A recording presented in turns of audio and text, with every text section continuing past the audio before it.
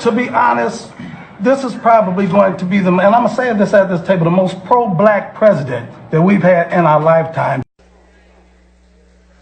So had that asked me, I would have said, before you praise this president for being pro-black, before you praise this president for caring about ethnic communities and marginalized populations, do your homework. Well, some of y'all didn't do your homework. They didn't do their homework. So let me tell you just a little bit of research, not just him personally, but also some of his policies. Perhaps before they went and sat at this table, they should have done their homework. Because if they had done their homework, they would have known that President Trump has ramped up mass incarceration by instructing Attorney General Jeff Sessions to revitalize the war on drugs. They would have known that of the 87 picks for federal judges, 85 have been white and just one has been black and one has been Hispanic. They would have known that President Trump supported the Department of Justice engaging in unlawful voter purges, making it difficult for blacks to go and vote. They would have known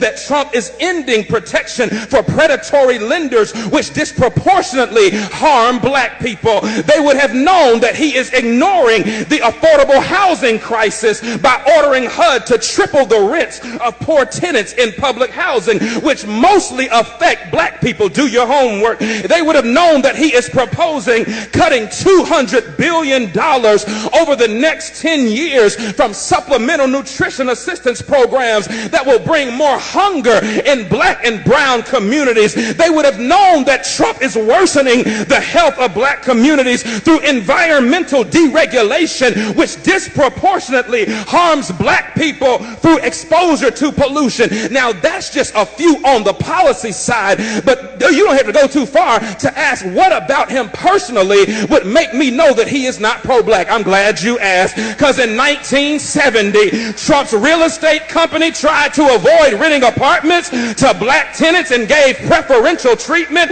to white tenants. He began his 2016 presidential campaign with a speech disparaging Mexican immigrants as criminals and rapists. Y'all remember that? In 2016, he said of people of color, you are living in poverty, your schools are no good, you have no jobs. Hold on, I'm a product of a HBCU and I'm a product of black school systems and black teachers. Don't you ever tell me that my black schools are...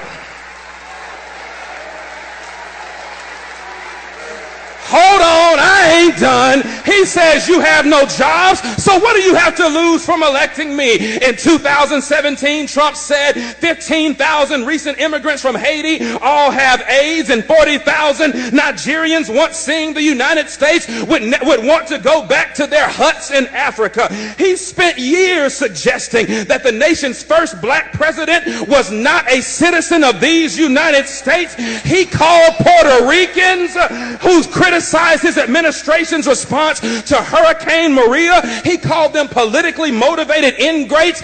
Hold on, but he called those who marched beside white supremacists in Charlottesville, Virginia, he called them very fine people. He hired Steve Bannon, a white nationalist, as his chief strategist. He called Haiti and other African nations S-hole countries, and he's taking credit for an economy that has not been built on his administration, but was built on the backs of 8 years of hard work under the Obama administration. Negroes, please, don't you come up in here talking about this is the most pro-black president that you have ever seen when the record suggests that he cares nothing about people of color.